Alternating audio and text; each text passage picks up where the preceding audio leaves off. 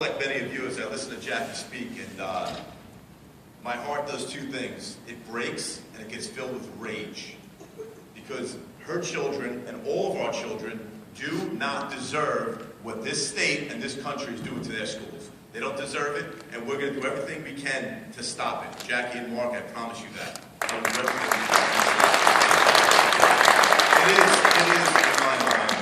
It is child abuse. I look back at my education in my elementary school, and it's some of the fondest times of my life. And what we're doing to our kids now is we're robbing them of that.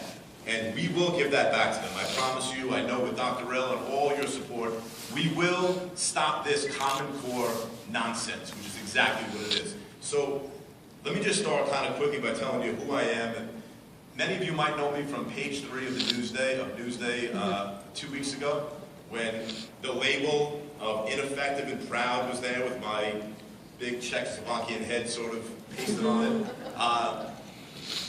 I spent my 20s on Wall Street, and right about the time when I turned 30, I realized this is not what I want to do with the rest of my life. I don't like what goes on here.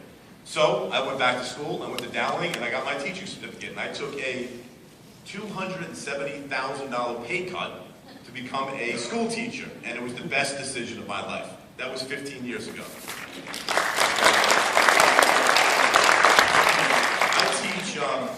I teach high school, and I teach seniors. So, like Anthony, right? And thank God for Facebook, because we're all kind of meeting here for the first time, and I'm noticing a lot of faces. We have not really felt this Common Core thing yet, but we're getting signals from down below. I'm getting signals from my students who are telling me about their 8-year-old brother or sister who is coming home with 5 hours of homework a night. I'm getting signals from my 8-year-old niece who also says that she's stupid and dumb because she can't do a test. I'm getting signals from all the parents who are saying something is wrong here. That's why I fight, and that's why I'm here. There really is no other agenda other than to get rid of the Common Core agenda. That's the only reason why all of us are here. So I will do everything I possibly can in my power to make sure this thing ends. I was labeled as an ineffective teacher, and quite honestly, I gave that label myself. If I wanted to be highly effective, all that I needed to do last spring was turn in 2 pieces of paper to my principal, and I would have been highly effective. But I looked at this system and I said, this system stinks. It doesn't just stink for teachers. It's rotten for the kids. I don't like it. So what can I do? I don't have children of my own. I don't really go to meetings like this. It's not something I'm used to doing. But I said, the only way that I can really destroy this system is by destroying it from within. So I made New York State and John King, I forced that man to label me an ineffective teacher. I then showed how ridiculous the whole system is and how ridiculous the Common Core is. And that those two things, the Common Core and what's called the APPR, which is how teachers are evaluated now. And a lot of this evaluation is based on testing of kids. Let's test them, test them, test them. Let's test them on everything. Let's test them on what they know. Let's test them on what they don't know. Let's test them on what they're going to know. All these tests, right? So, just to give you an example of what's happening at the high school today, in my high school, they took pre-assessments to see how well they're going to do over the year. And it looks like roughly about half of my students decided to opt out.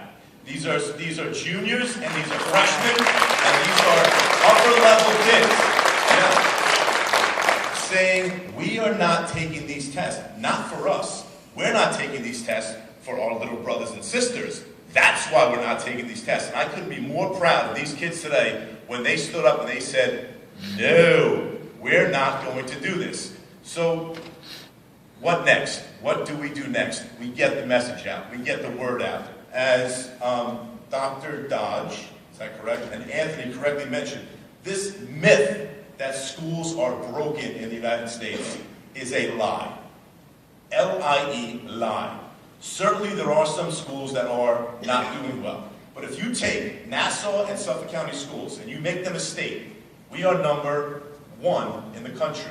We are also number 1 in the developed world. So why in the world are we going to take these Common Core standards and adopt them? money. It's as simple as that. We spend in this country upwards of $700 billion a year on public education. Corporations want a little bit of that. We say, get out of our schools. Go back to Wall Street. Go blow up the real estate market. Get out of our schools. Get out of our children's classrooms. We are not going to have it. And I promise you and all of you, working together, we will destroy this beast, and it will go away. And the next time we meet next November, it's going to be a celebration. It won't be something where we have to hear about our children being abused. It'll be a celebration.